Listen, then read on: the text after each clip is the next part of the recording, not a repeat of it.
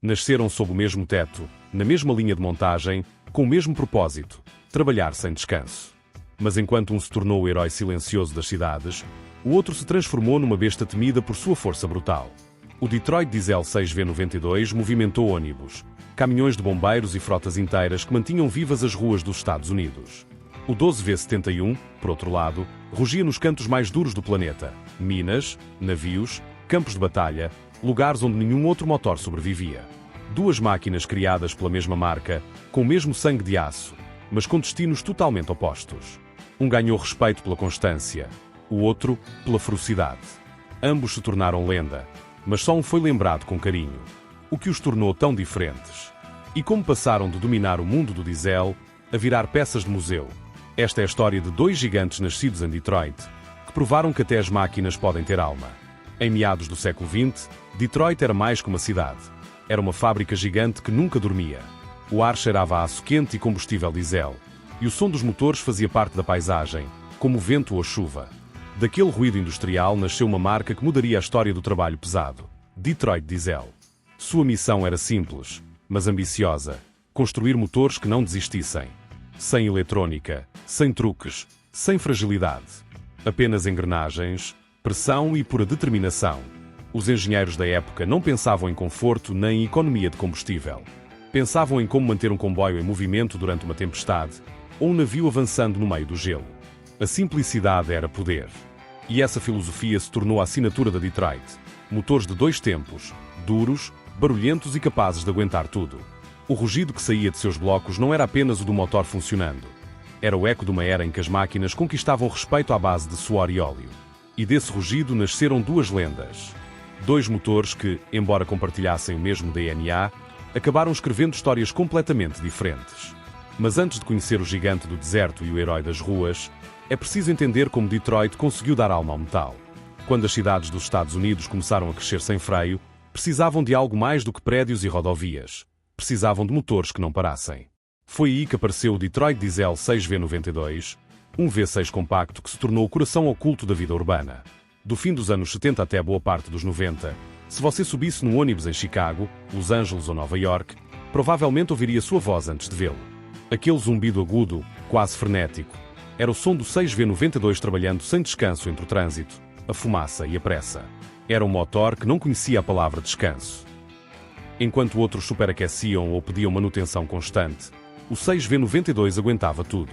Horas preso em engarrafamentos, partidas intermináveis, invernos congelantes e verões que derretiam o asfalto. As frotas o amavam porque ele não reclamava. E os mecânicos o respeitavam porque podiam consertá-lo sem desmontar meio veículo. Tinha um design inteligente, camisas de cilindro úmidas, acesso rápido às válvulas e um tamanho tão compacto que deixava espaço para todo o resto. Isso o tornava perfeito para ônibus, caminhões de bombeiros e veículos municipais onde cada centímetro contava. Não era o mais eficiente, nem o mais limpo, mas era confiável. E num trabalho onde tempo é dinheiro, a confiabilidade era tudo. Com o passar do tempo, o 6V92 virou parte da paisagem urbana. Seu som se misturava ao ruído do trânsito, às sirenes, às vozes das ruas. Para os mecânicos, era música. Para os passageiros, era o sinal de que o dia seguia adiante. Não era um motor elegante. Era um motor trabalhador. E por isso, conquistou um lugar que nenhum outro conseguiu ocupar. Mas enquanto o 6V92 fazia as cidades respirarem, a centenas de quilômetros, outro motor rugia com um propósito muito diferente. Enquanto o 6V92 rugia entre semáforos e avenidas, o 12V71 abria caminho nos lugares onde a civilização terminava.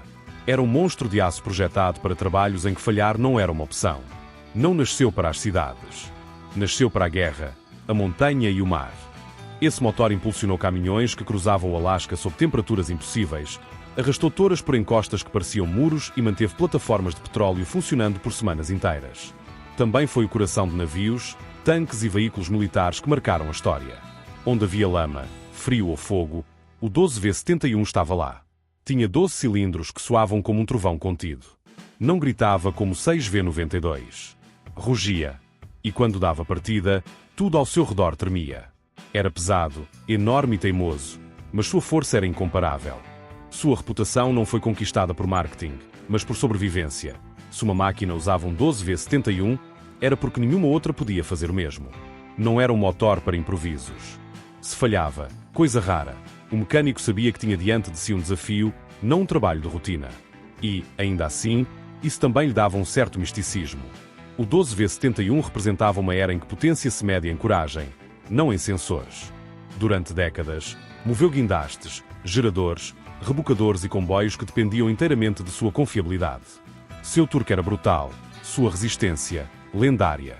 E seu som, inconfundível. Um rugido grave que fazia o chão vibrar. E a pele de quem o ouvia também. Nenhuma máquina, por mais poderosa que seja, escapa ao passar do tempo. E, para os gigantes de Detroit, o inimigo não foi o desgaste, foi o papel. No fim dos anos 90, quando as cidades já dependiam de motores mais modernos, chegou uma nova era, a das regulamentações ambientais. A Agência de Proteção Ambiental dos Estados Unidos, EPA, começou a endurecer as normas sobre emissões de diesel. As palavras nível 1, nível 2 e nível 3 se tornaram um pesadelo para milhares de oficinas e frotas. Pela primeira vez, não importava quanto torque você tinha, e sim quanto fumaça saía do escapamento. O 6V92 e o 12V71 haviam sido projetados para um mundo em que a força era prioridade, não a eficiência. Não conheciam sensores, nem computadores, nem filtros de partículas. E, de repente, tudo isso virou um problema.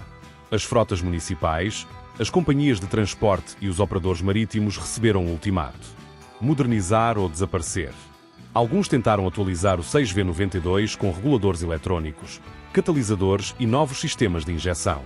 Mas cada ajuste era como colocar gravata em um boxeador. Perdiam parte do caráter e, mesmo assim, não cumpriam as normas. O 12V71, por outro lado, nem teve essa chance. Era grande demais, antigo demais, livre demais. Tentar limpá-lo era como tentar domar um touro com uma linha de costura. E assim, foi o primeiro a cair. Os rebocadores que antes rugiam no Mississippi foram substituídos por máquinas silenciosas, sem alma. Os geradores que alimentavam hospitais e acampamentos foram abandonados ou vendidos ao exterior. O 6V92 resistiu um pouco mais. Algumas agências de transporte o mantiveram vivo quanto puderam. Não por nostalgia, mas por necessidade. Sabiam que nenhum motor moderno igualava sua confiabilidade. Mas, no fim, nem a lealdade pôde vencer as novas regras. Os orçamentos se esgotaram. As peças começaram a rarear e os técnicos mais jovens já não sabiam como repará-los. Um a um, os rugidos começaram a se calar. Ônibus que por décadas levaram milhões de pessoas terminaram estacionados em pátios empoeirados, esperando um destino que nunca chegaria. As frotas os leiloavam, vendiam para outros países ou simplesmente os deixavam morrer. O ruído metálico que um dia definiu o ritmo das cidades foi substituído pelo zumbido monótono dos motores eletrónicos. E assim, o que o cansaço, o calor e o trabalho não conseguiram destruir, a burocracia conseguiu. Não com uma explosão, mas com silêncio. Um silêncio que muitos mecânicos lembram como uma traição. Porque não era que aqueles motores deixassem de servir. É que não os deixaram servir. Mas mesmo quando as fábricas pararam de produzir peças e os manuais foram esquecidos, algo se recusou a morrer. Em oficinas escondidas e garagens empoeiradas, alguém ainda dava partida em um desses motores, só para ouvir que o rugido ainda estava lá, esperando voltar. Embora a modernidade os tenha apagado do mapa, não conseguiu apagar o que eles significavam. Porque em algum lugar, em alguma oficina perdida, alguém ainda os mantinha vivos. Quando os motores de Detroit desapareceram das ruas e dos portos, parecia que sua história havia chegado ao fim. Mas, em silêncio, uma nova geração começou a procurá-los. Não eram motoristas nem mecânicos veteranos. Eram fãs. Pessoas que cresceram ouvindo seu som e agora os caçavam como se fossem relíquias sagradas.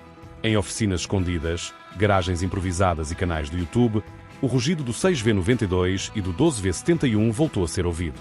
Não para mover cidades, mas para reviver memórias. Alguns os restauraram por completo, outros os adaptaram a projetos impossíveis. Ônibus clássicos transformados em motorhomes, caminhões de bombeiros reconstruídos, até carros modificados com motores gigantes, só pelo prazer de vê-los rugir novamente. Cada partida era um ritual. Um instante em que o passado se acendia, literalmente, diante deles. A fumaça azul, o tremor do chão, aquele som mecânico que nenhuma computadora poderia imitar. Era mais que nostalgia, era resistência. Na internet, os fóruns se encheram de conselhos, fotos, peças resgatadas e gravações. Há quem viaje quilómetros só para ouvir um 12V71 dar partida. Outros colecionam peças enferrujadas como se fossem troféus de uma era perdida. E mesmo sabendo que são motores ineficientes, barulhentos e pesados, eles não se importam. Porque, no mundo de tecnologia silenciosa, esses motores ainda são por emoção. E assim, entre fãs e colecionadores, o rugido de Detroit voltou à vida. Não como parte de uma indústria, mas como uma lenda que se recusa a morrer. Há algo especial em uma máquina que continua viva décadas depois de ter sido dada como morta. O 6V92 e o 12V71 já não movem ônibus nem navios, mas ainda movem emoções. São lembretes de uma época em que a força não se mede em telas, e sim no que o aço podia suportar. Cada parafuso, cada vazamento de óleo, cada vibração tinha um propósito. Não havia software para corrigir erros, nem sensores para avisar antes da falha. Tudo dependia do engenho, do ouvido e do tato do mecânico. Por isso, quem trabalhou com eles fala com orgulho. Porque manter um desses motores funcionando era quase um ato de fé. Num mundo onde tudo se substitui, esses motores ensinaram o contrário. Que a durabilidade é um valor, e que o trabalho constante deixa marcas mais profundas do que a eficiência. Foram barulhentos, sim. Poluíam, também. Mas cada partida contava uma história de esforço e de tempo vencendo o desgaste. Hoje, quando o silêncio domina os motores modernos, o eco daqueles dois ainda ressoa. Um rugido que lembra que houve uma era em que as máquinas não pediam permissão, apenas cumpriam seu dever. Dois motores. Uma mesma origem, mas destinos completamente distintos. O 6V92 manteve as cidades vivas. Ônibus, bombeiros, caminhões, sempre pronto, sempre confiável. O 12V71, por sua vez, enfrentou a natureza, a guerra e o peso do mundo com uma única missão: resistir. Um foi o herói silencioso que moveu milhões de pessoas sem que ninguém soubesse seu nome. O outro, o guerreiro indestrutível que rugiu onde mais ninguém podia. E, embora hoje ambos descansem, seus ecos ainda podem ser ouvidos. Em cada motor restaurado, em cada oficina que os mantém vivos, em cada pessoa que os recorda com um sorriso coberto de graxa. O tempo calou o seu som, mas não o seu legado. Porque o que nasceu em Detroit não foram simples motores. Foram símbolos de uma era em que vontade e aço bastavam para conquistar o mundo. Um moveu as cidades, o outro moveu o planeta. Mas juntos, deixaram uma lição que ainda perdura. Que o verdadeiro poder nem sempre se mede em cavalos, mas em história.